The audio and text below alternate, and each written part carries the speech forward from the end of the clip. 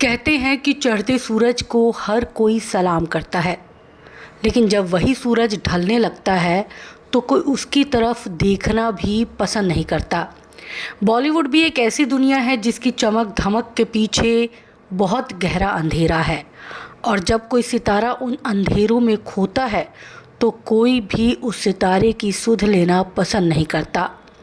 यहाँ कई ऐसे सितारे हुए जो कभी बहुत फेमस हुए, लेकिन जब कामयाबी के शिखर से वो सितारे लुढ़कने शुरू हुए तो उन्हें संभालने की जहमत किसी ने नहीं उठाई, ना तो इंडस्ट्री के उनके दोस्तों ने और ना ही कभी उनकी हर अदा पर प्यार लुटाने वाली जनता ने।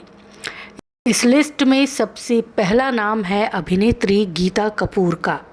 कभी पाकीजा जैसी शानदार फिल्मों में अपनी एक्टिंग और अपने हुस्न से लोगों की नज़रों में चढ़ी गीता कपूर का आखिरी वक्त बेहद बुरा रहा।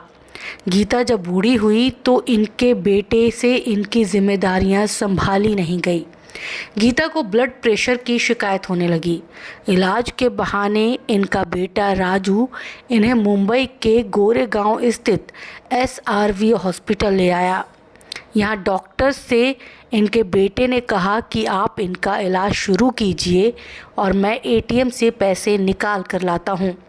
इसके बाद वो अस्पताल से चला गया और फिर कभी दोबारा लौट कर नहीं आया। बेटा नहीं आया तो गीता कपूर ज़ोर ज़ोर से अस्पताल में रोने लगी और रोते हुए उनका वो वीडियो खूब वायरल हुआ। गीता कपूर की खबर मीडिया के ज़रिए समाज में फैली तो फिल्म इंडस्ट्री से कुछ लोग उनकी मदद के लिए आगे आए, लेकिन वो बेटा जिसे गीता कपूर ने पाल पोस कर बड़ा किया वो कभी दोबारा उनसे मिलने तक नहीं आया। गीता कपूर ने बताया कि उनका बेटा राजू अक्सर उनके साथ बुरा बर्ताव करता था और कई दफ़ा तो हाथ तक उठा देता था। गीता कपूर की ख्वाहिश थी कि ज़िंदगी के आखिरी साल उन्हें किसी ओल्ड एज हाउस में ना गुजारना पड़े। वो अपने बेटे के साथ अपने जीवन के आखिरी पल जीना चाहती थी, लेकिन उनके मतलबी बेटे ने उनकी इस ख्वाहिश को बेदर्दी से कुचल दिया। गीता को ओल्ड एज हाउस में ही जाना पड़ा और वहीं पर 27 मई 2018 को गीता ने इस दुनिया को अलविदा कह दिया। गीता के अंतिम संस्कार में फिल्म इंडस्ट्री से भी कुछ लोग शरीक हुए थे, लेकिन गीता कपूर का वो बेटा उनके आखिरी सफ़र में भी शामिल नहीं हुआ। अचला सचदेव।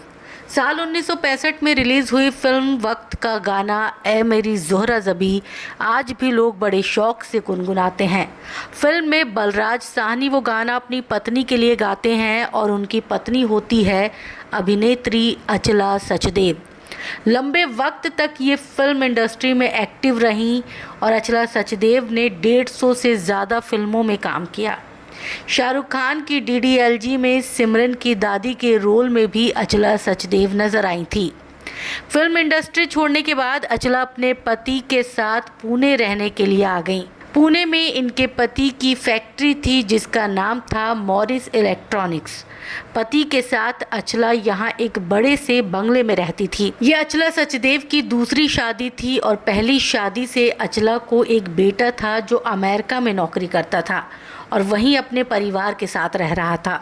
इसलिए जब इनके दूसरे पति क्लिफर की मौत हो गई तो अचला को अपनी सारी जायदाद एक चैरिटेबल ट्रस्ट को दान दे दी, इस शर्त पर कि इनके बुढ़ापे में वो ट्रस्ट इनकी देखभाल करेगा।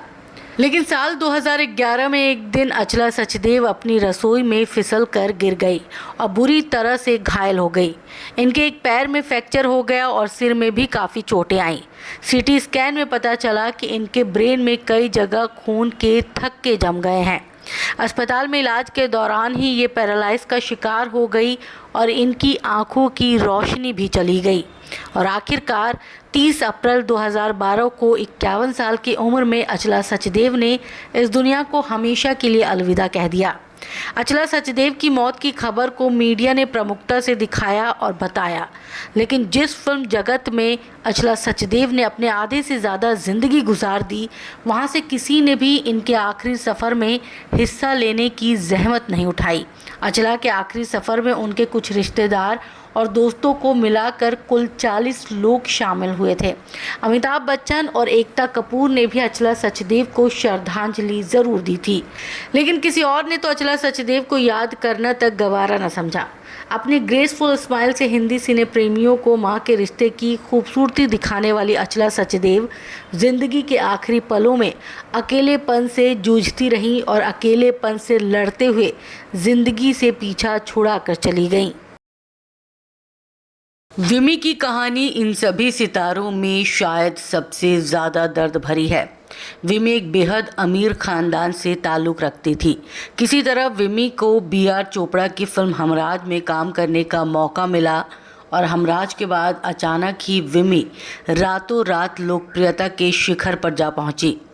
फिल्मों में काम करने के चलते इनके ससुराल वालों ने इन्हें और इनके पति को परिवार से बेदखल कर दिया। पहले तो इनके पति शिव अग्रवाल ने इनका बखूबी साथ दिया, लेकिन जब बाद में विमी का करियर डूबने लगा तो इनके पति ने इन्हें छोड़ दिया और वापस अपने परिवार में चले गए। वो अपने साथ इनके दोनों बच्चों को भी ले गए। कभी महंगी महंगी कारों में घूमने वाली विमी के पास ऑटो के किराए तक के पैसे नहीं होते थे। आलम यह था कि विमी को कोई भी डायरेक्टर अपने फिल्म में लेने के लिए तैयार नहीं था। चारों तरफ से गमों में डूबी विमी ने आखिरकार शराब पीना शुरू कर दिया, लेकिन शराब भी विमी को ऐसी पीनी पड़ रही थी जिसे झुग्गी बस्तियों के शराबी पीते थे। कहा तो ये भी जाता है कि अपनी ज़रूरतों को पूरा करने के लिए विमी ने अपना जिस्म भी बेचना शुरू कर दिया था। हद से ज़्यादा शराब पीने के कारण विमी बीमार रहने लगी और उनकी बीमारी हर दिन तेज़ी के साथ बढ़ती जा रही थी।